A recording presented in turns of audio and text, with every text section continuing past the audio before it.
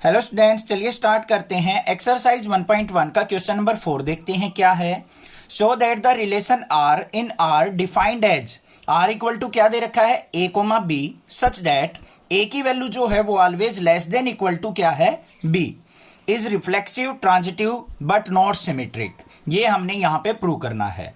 तो यहाँ पे आपको सबसे पहले रिफ्लेक्सिव ट्रांजिटिव और सिमेट्रिक का मीनिंग पता होना चाहिए। उसके लिए आपको एक इंट्रोडक्शन वीडियो देखनी पड़ेगी, देन आप ये क्वेश्चन करोगे तो आपको सब कुछ समझ में आएगा। ठीक है, तो अब यहां पे देखते हैं हम कैसे इसका हम सॉल्यूशन करेंगे। सबसे पहले देखो, हमें रिलेशन जो गिवन है वो क्या दे रखा है A comma B such that A की वैल्यू जो है ऑलवेज लेस देन होनी चाहिए या फिर इक्वल टू हो सकती है किसके बी के। ये कंडीशन दे रखी है। अब यहां पे इसको हम लिखते हैं, रिलेशन को कैसे लिख सकते हैं। अगर मान लो बच्चों ए की वैल्यू 1 हो तो बी की वैल्यू भी क्या हो सकती है हमारी 1 भी हो सकती है, क्योंकि ए इक्वल टू बी भी हो सकता है। तो अगर ए की वैल्यू 1 लेके चलूं तो मैं बी की वैल्यू भी 1 ली जा सकती है, क्योंकि ए इक्वल टू बी हो जाएगा। दूसरा, ए की वैल्यू 1 ले रखी है तो बी की वैल्यू 2 हो सकती है, 1 के साथ 3 हो सकती है, 1 के साथ 4 हो सकती है। इस तरीके से बहुत सारी वैल्यूज यहां पे पॉसिबल है।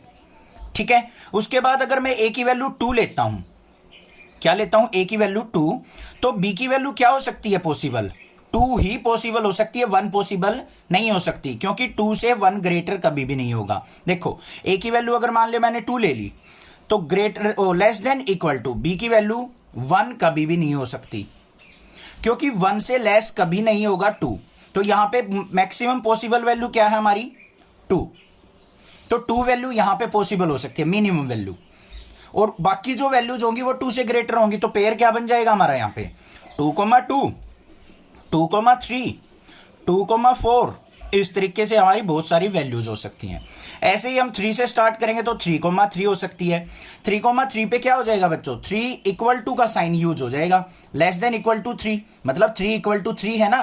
तो ये कंडीशन यहां पे बन सकती है, ये रिलेशन में पेयर हो सकता है। फिर आगे क्या हो जाएगा 3, 4, 3, 5, इस तरीके से ऐसे बहुत सारे एलिमेंट्स हो सकते हैं हमारे रिलेशन के अंदर।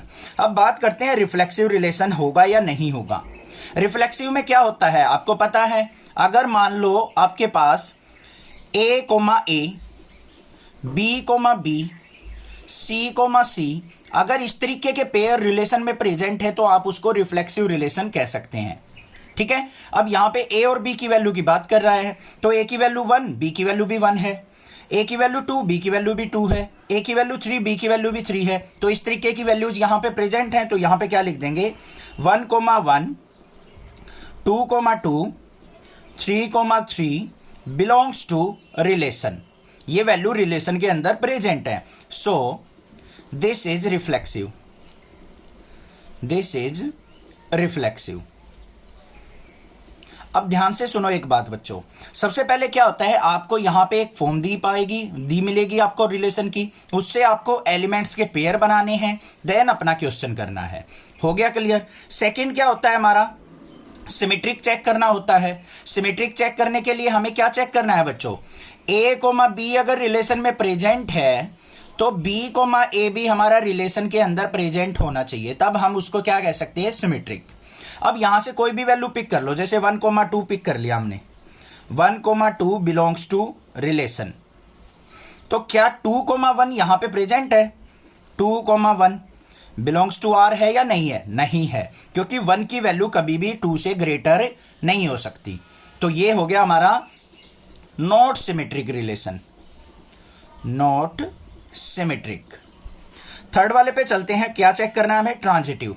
ट्रांजिटिव के लिए सिंपल है, अगर A comma B belongs to R है और B comma C belongs to R है तो ए और सी भी हमारा क्या होना चाहिए बिलोंग्स टू आर होना चाहिए। This is the condition for transitive. अब यहां पे वैल्यू लेते हैं कोई भी, एग्जांपल के तौर पे ले लिया हमने 1,2, 1,2 बिलोंग्स टू आर।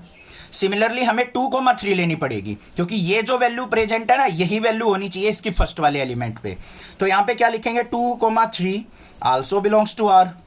तो 1,3 भी हमारा क्या होना चाहिए बिलोंग्स टू आर होना चाहिए। देख लेते हैं 1,3 यहां पे प्रेजेंट है, बिल्कुल है। तो हम कह सकते हैं दिस रिलेशन इज ट्रांजिटिव।